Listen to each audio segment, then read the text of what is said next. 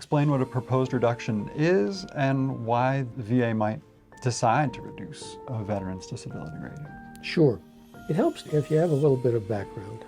In 2010 or so, the VA's budget was about $90 billion. A lot of money. In 2020, the VA's budget was about $200 billion. It basically doubled over that 10-year span. And so one of the ways that the VA is trying to deal with this dramatic increase in the cost of veterans benefits is by reducing benefits if they think a person's condition has improved.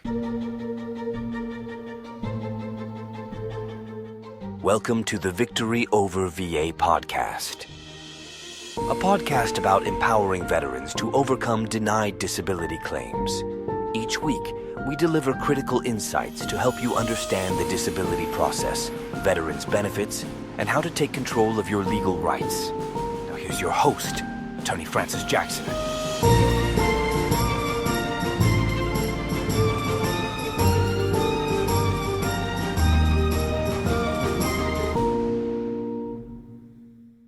Welcome to Victory Over VA, your guide to unlocking your veterans' disability benefits. If you're a veteran who is applying for VA benefits, subscribe and get the latest developments in VA disability. So welcome to our podcast. I'm Francis Jackson. This is Christian Terrison. We are at Jackson and MacNichol, a law firm that specializes in getting justice for veterans by getting the VA benefits they are entitled to. Now, what's this about? Well, today we're going to talk about the scariest topic in all of veterans benefits, what's called a proposed reduction. So who's this show for? Well, it's obviously for veterans, but it's broader than that. It's for those who are related to veterans, who care about veterans, who want to support veterans. It's for everyone who is concerned for the welfare of the veterans in the United States. And with that, let's hit today's show. All right. So as you mentioned, the topic is proposed reduction today. Two words that no veteran wants to hear. Can you, explain what a proposed reduction is and why the VA might decide to reduce a veteran's disability rating? Sure. It helps if you have a little bit of background. In 2010 or so, the VA's budget was about $90 billion. A lot of money. In 2020, the VA's budget was about $200 billion. It basically doubled over that 10-year span. And so one of the ways that the VA is trying to deal with this dramatic increase in the cost of veterans benefits is by reducing benefits if they think a person's condition has improved. So what happens is that a veteran gets a certain level of benefits, whether it's 10%, 50%, 80%, 100%, whatever it is. And then as they go along, they may be asked to come for a new compensation and pension exam, or the VA may just look at new medical records that are generated either internally at the VA or from outside the VA and submitted. And so the VA rating folks looking at that material can decide that they think there is a significant possibility that the person's condition has improved and therefore should be rated at a lower amount. And this is particularly common with ratings at 50% and higher. They tend not to pay as much attention to folks who are rated at 10 or 20% just because it's not very much money. Regardless of the reason that they got there, what the veteran is facing is what's called a proposed reduction. And for a proposed reduction, the VA sends a letter to the veteran saying, we've decided that your condition may not be as serious as it was. We're proposing to reduce your rating from X to Y, whatever those may be. Say you've got a 70% rating, and that makes you eligible for a special benefit called total disability based on individual unemployability, and you're getting paid at the 100% rate. And the VA says, well, we think that, in fact, your total rating should be 60%. Now, not only will that reduce your specific rating, scheduler rating from 70 to 60, but it will take away that entitlement to 100. So it's a big deal.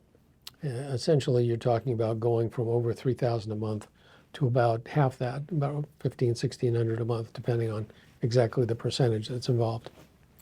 So the veteran gets this proposed reduction in the mail, and it will say in the letter, you have 30 days to ask for a hearing. Run, do not walk to the nearest mailbox and send them a letter that says, I want that hearing.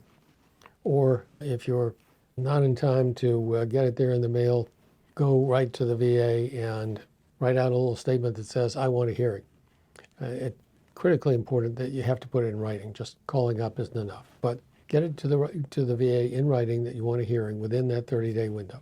What that does is it allows you the opportunity to have a hearing and to do two things.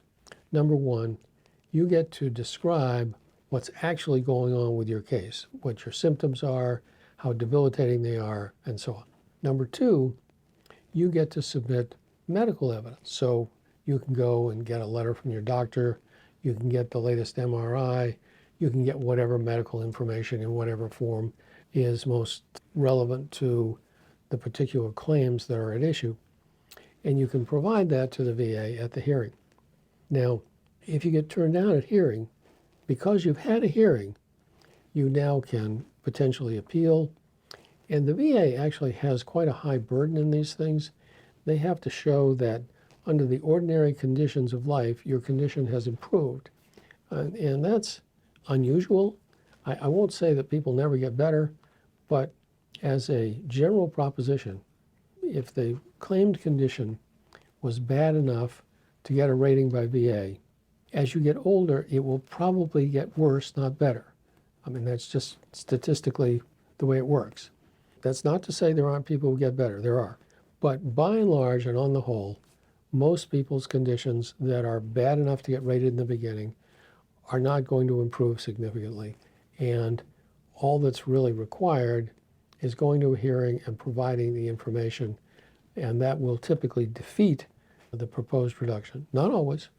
As I said, the other thing that going to the hearing does is give you the opportunity to appeal if some very aggressive rater turns down the information that you've provided at the hearing and says, no, you're better, we're reducing the claim. So you can appeal that and get the opportunity to submit further information and demonstrate that, in fact, your condition has not improved. And in my experience, a lot of these proposed reductions seem almost random.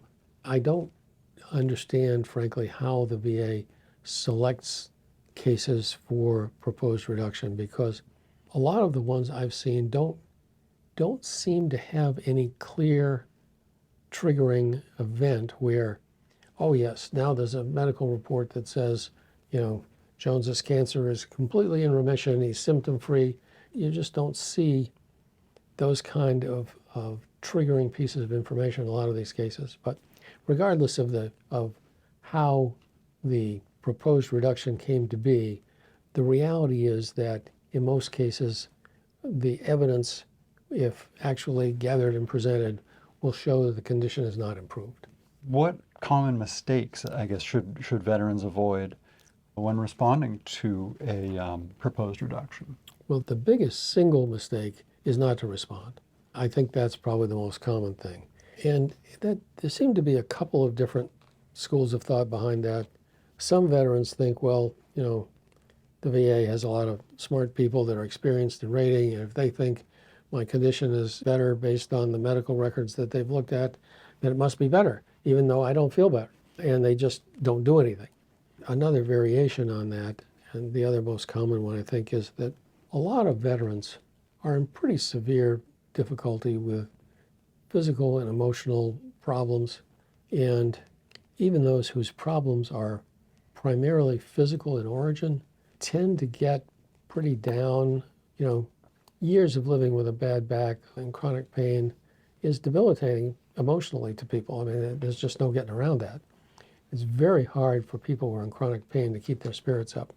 And so another part of the problem is that people just get down and depressed and say, I can't deal with this, and don't challenge it. And that's really one of the, I think, most important things that attorneys can do for clients. And that's to help them keep up that willingness to continue with the claim, the willingness to fight back when the VA does unreasonable things, either rejecting the claim or reducing it improperly. And so that really is the most important thing, is to challenge the proposed reduction, to ask for the hearing, to go to the hearing, to present the evidence, and just explain, I really like it if my back was better, but it's not. And here's why. Well, and I also just wanted to mention, when you were talking about how chronic pain can wear you down, and, honestly, it can lead, and often does lead, to depression. And if you're a veteran who does have chronic pain from a service-connected condition, and it progresses to the point where you're depressed, you should pursue that as secondary service connection, because that's, just as related as the condition that caused the pain. Because if you never suffered that injury that led to the pain, you never would have had the depression. And so there's a whole additional claim hiding there in plain sight. And as Jack said, it can be really tough to find the motivation and find the energy to pursue a claim like that. And of course, anybody who does need help, please reach out. That's what we do here. But that's great advice, Christian. Many of our clients, unfortunately, many veterans who are not clients, it's even more true, do not recognize that when a physical problem, especially chronic pain, can be other things, but chronic pain is just right at the top of the list, causes them to be down and depressed. That depression is also potentially a service-connected condition, and a claim for that will often get a greater level of benefits. Very true. So what options are available if a veteran's benefits are ultimately reduced, even if they did contest it? Well, there are really only two paths you can go at that point. One, as I said, is to take an appeal, and that's typically the best solution. But if we take our hypothetical where the person's too depressed to deal with it and they let the time go by and they don't contest it, they could bring a supplemental claim to have their benefit level increased and try to get back to where they were, or perhaps higher, depending on the severity of the condition. But those are really the best tools. Appeal is by far the best, but failing that, if you let the time run and you're no longer eligible to appeal, a supplemental claim seeking an increase will do it. And then for veterans who are concerned about a potential reduction, what would your advice be to them to protect their rating and protect their disability benefits? I can't emphasize this enough. Get a request for hearing in. Get that in. Make sure that it gets to the VA within the amount of time they allot you. Typically it's 30 days from the date on the letter they send, but you may not get the letter for a week or more after it's dated. So get it in within whatever time period they give you from the date on the letter, and then get help. Do not go to the hearing alone. If you don't have an attorney or an agent representing you, at least get a veteran service officer to help you. Get somebody to help you to present your situation at the hearing. And let me explain why. When I say something about myself, that necessarily comes across as self-serving. That's just how it works. If I say something about Christian, that comes across as an objective third-party statement. So get someone else to advocate for you at the hearing. It will be more effective, even if that person is not the world's greatest advocate. Just by having a third party, you will do better. Well, and I guess also for veterans who haven't received any proposed reduction but are just concerned about the possibility, is there anything preventative that they could be doing? Of course.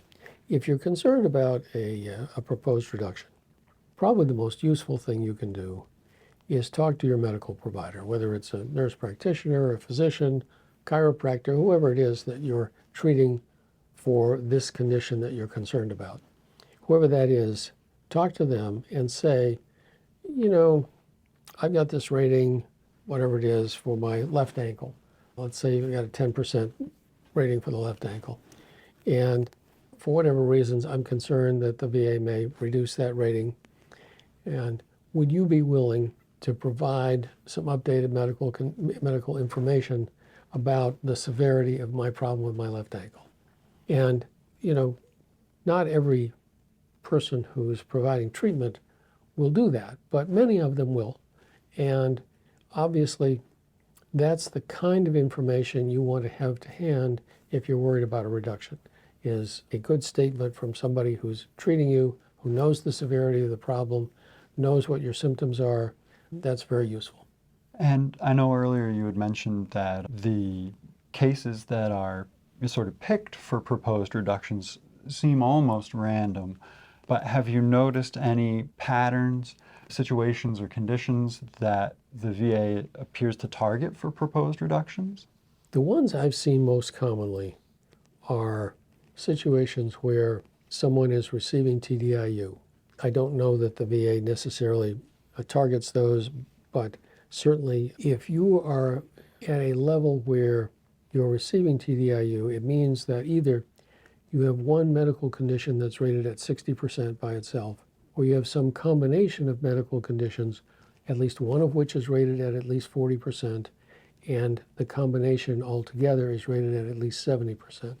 And what that does financially is to make it possible for someone who might be getting 60 or 70%, so we're talking money, depending on the exact rating, in the range of $1,500 to $2,000, and suddenly jump that monthly payment to over $3,000. So if the VA takes that 60% rating and knocks it down to 40%, or takes that 70% combined rating and knocks it down to 60%, the veteran loses more than half the amount that they're getting paid each month. And so those seem to be the cases that are most commonly targeted. And my impression, and this really is just that, it's an impression based on cases I've seen, it's not statistically supported by anything I've seen, but it's my impression that mental health conditions are more commonly targeted than physical health conditions. But I can't prove that. I don't have any statistics to support that. Gotcha. And when you were talking about, the possibility of losing TDIU benefits, would that apply for a veteran with, a number of conditions all under the 40% rating, but one that's at the 40%, so their combined rating is sufficient, and they do have one at 40%. If that 40% condition were reduced, even if they had a combined rating that was over 70%, the TDIU benefits would cease at that point? That's correct. Okay. So it's very important to protect those higher ratings. Well, that's it for our episode today. Thank you for tuning in to Victory Over the VA. Please be sure to subscribe so you can join us next week. We'll see you then. Thanks for joining us this week on the Victory Over VA podcast. Make sure to visit our website, veteransbenefits.com/podcast, where you can subscribe to the show in iTunes, Spotify, or via RSS, so you'll never miss a show. While you're at it, if you found value in this show, we'd appreciate a rating on iTunes, or if you'd simply tell a friend about the show, that would help us out too. If you like this show, you might want to check out our free consultation to see how we can help you with your denied claim.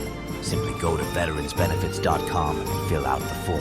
You fought for us. Now let us fight for you. And be sure to tune in next week for our next episode.